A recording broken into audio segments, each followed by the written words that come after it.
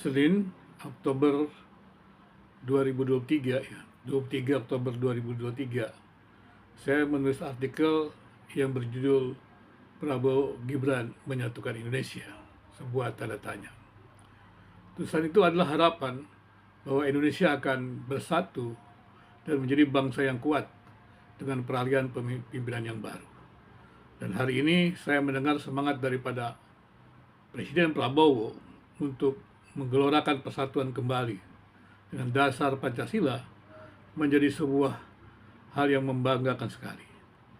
Ketika dia mengatakan bahwa dia ingin rakyat miskin tersenyum bahkan tertawa, hati saya tergugah mendengar kata-kata itu.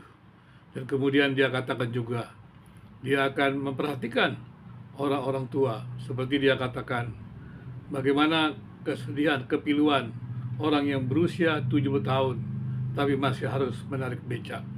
Sebuah pekerjaan yang berat karena harus mencukupkan kehidupannya. Sebuah perhatian yang begitu penting bagi seorang presiden seperti Presiden Prabowo. Tulisan saya pada waktu itu saya katakan begini, yaitu harapan untuk persatuan Indonesia. Hiruk pikuk hadirnya Gibran sebagai baca pada saya bakal calon presiden pada waktu itu belum calon presiden.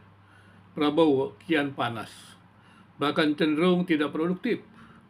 Saya mencoba mencari teori untuk membaca realitas yang menimbulkan hiruk pikuk, bukan hanya di dalam negeri, tetapi juga mendapatkan respon dari mancanegara dengan jargon politik dinasti.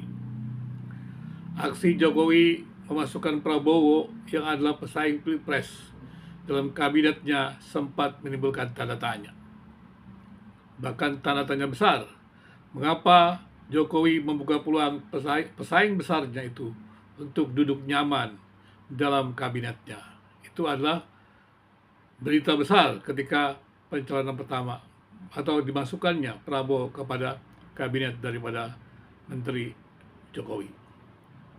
Tapi beberapa tahun kemudian berjalan pemerintah rekonsiliasi. Jadi ada rekonsiliasi antara Jokowi dan Prabowo, justru membuat khalayak ramai atau masyarakat Indonesia terpana. Ternyata Prabowo teman setia Jokowi. Prabowo sangat mengagungkan Jokowi. Jika awalnya Jokowi yang memberikan kunci empuk untuk Prabowo, kini beralih Prabowo yang memberikan kursi empuk untuk wakil presiden kepada Gibran. Keakraban Gibran dan Prabowo sebelum menjadi capres tergambar lewat tayangan Gibran yang sedang menunggang kuda koleksi Prabowo yang ditayangkan di televisi.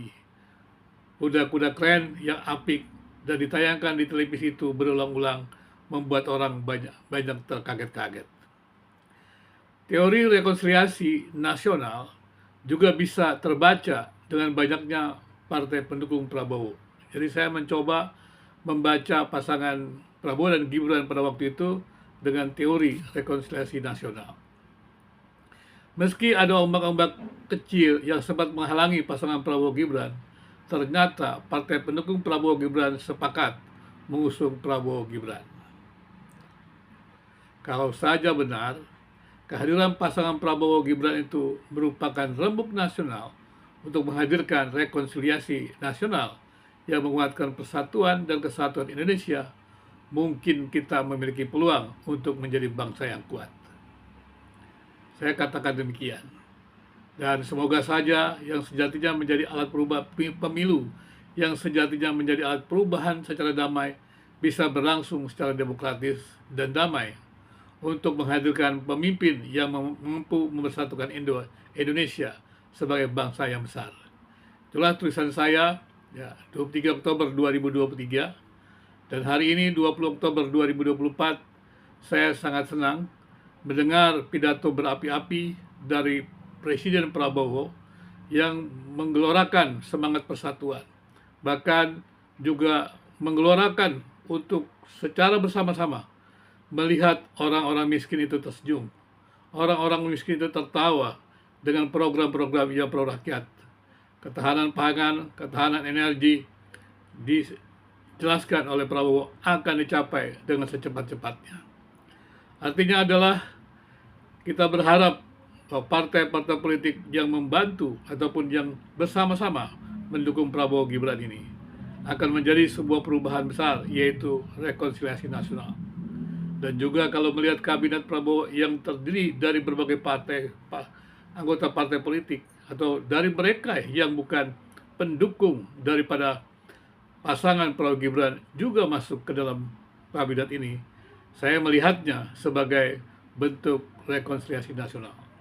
Bangsa ini adalah bangsa yang kuat, bangsa ini bangsa yang toleran, bangsa ini adalah bangsa yang mampu memiliki persatuan di bawah Pancasila. Sejarah perjuangan kemerdekaan Indonesia membuktikan bahwa dengan persatuan-kesatuan Indonesia, dengan kondisi yang sangat minimal, kita bisa merdeka. Maka sekarang, dengan kehadiran Prabowo Gibran, kita berharap ada perubahan besar untuk negeri ini. Setidaknya kita tidak lagi melihat orang-orang miskin itu seperti kata Soekarno. Kalau kita masih melihat peminta-minta ataupun orang gelandangan di pinggir jalan tersebut, dia katakan kita sudah gagal menyejahterakan Indonesia. Kita berharap juga gelora ini juga terus dikumandangkan kembali oleh Presiden Prabowo, supaya orang-orang miskin tersenyum, orang-orang miskin itu mendapatkan pendidikan, orang-orang miskin itu punya harapan, karena orang-orang miskin juga lah orang-orang yang banyak berjasa dalam perjuangan Indonesia merdeka. Tentara yang memperjuangkan kemerdekaan Indonesia itu, yang memberi makan adalah orang-orang miskin. Maka pemerintah, sebagaimana dikatakan Prabowo, pemimpin harus bekerja untuk rakyat. Rakyat yang sudah memilih mereka. Kedaulatan berada di tangan rakyat. Semoga saja Presiden Prabowo dengan Gibran dapat memajukan negeri ini. Itu harapan bangsa ini. Harapan orang-orang miskin di Indonesia. Orang-orang yang tidak atau belum dapat menikmati rasanya hidup dalam kecukupan, kemerdekaan itu. Biar mereka juga bisa tersenyum, bahkan tertawa, sebagaimana kata Prabowo.